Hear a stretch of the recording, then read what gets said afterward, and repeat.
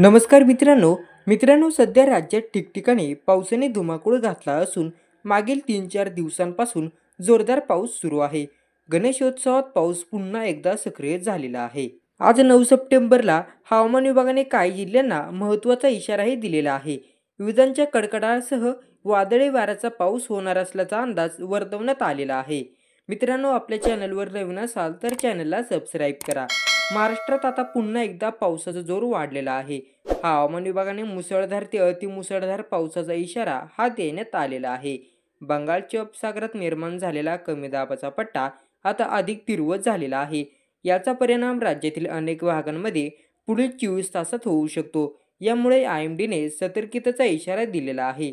IMDच्या अंदाजानुसार आज कोकणात मध्यम ते मुसळधार पावसाचा अंदाज वर्तवण्यात आला आहे. विजांच्या कडकडाटासह पाऊस पडण्याची शक्यता आहे. तर मराठवाड्यातील काही जिल्ह्यात विजांचा कडकडाट आणि वादळी वाऱ्यासह अतिमुसळधार पावसाचा इशारा देण्यात आलेला आहे. तर आज कोकणातील पालघर, ठाणे, रायगड, रत्नागिरी आणि सिंधुदुर्ग जिल्ह्यात पावसाचा अंदाज वर्तवला आहे.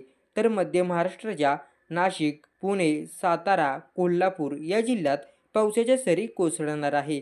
त्याचबरोबर विदर्भातील बुलढाणा, अकोला, वाशिम, अमरावती, वर्धा, यवतमाळ, नागपूर, भंडारा या जिल्ह्यात जोरदार पावसाचा इशारा हवामान विभागाने वर्तवण्यात आलेला आहे.